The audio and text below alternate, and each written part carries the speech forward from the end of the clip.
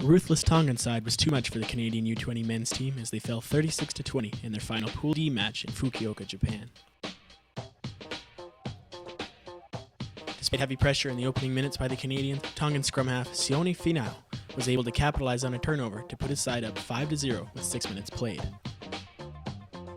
The squad fought back, and after 16 minutes, an up and under by captain Harry Jones saw Tonga unable to compete in the air as Brett Bukaboom connected off the bounce, striding 20 meters towards the try line with a tackler on his back.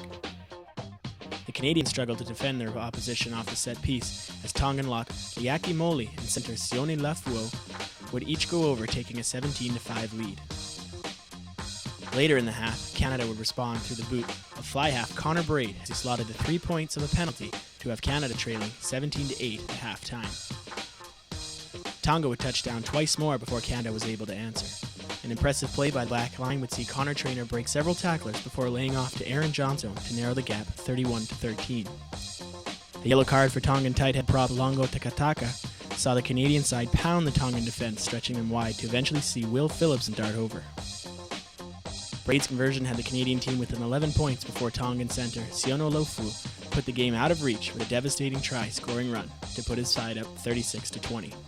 Here are the post-match reactions from Canadian coach Tim Murdy and team captain Harry Jones, along with comments from Tongan coach John Edwards.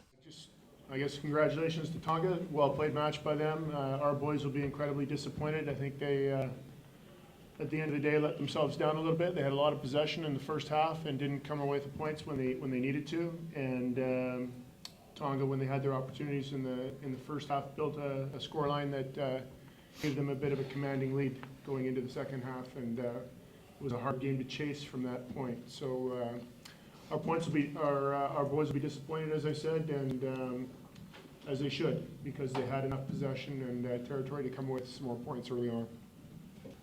Disappointed with the loss. We didn't execute when we had the chances, and Tonga did. That's why they had the score in the first half up a bit. Obviously, it's good to be going into the second half with a bit of a score ahead, and obviously we didn't play our best today. We thought we had them outmatched, but we just didn't execute well. I believe and I knew that we could take this game. It was just a matter of us trying to cut down on our mistakes and sort out our set pieces. Once we could get through that, then I knew that we could perhaps get our backs to have a bit of a run, a bit of a show on what they could do. Canada will now travel to Nagoya, where they will compete against Uruguay, Japan, and Italy for 13th place finish, while Tonga heads to Osaka to compete for a 9th place seeding into next year's tournament.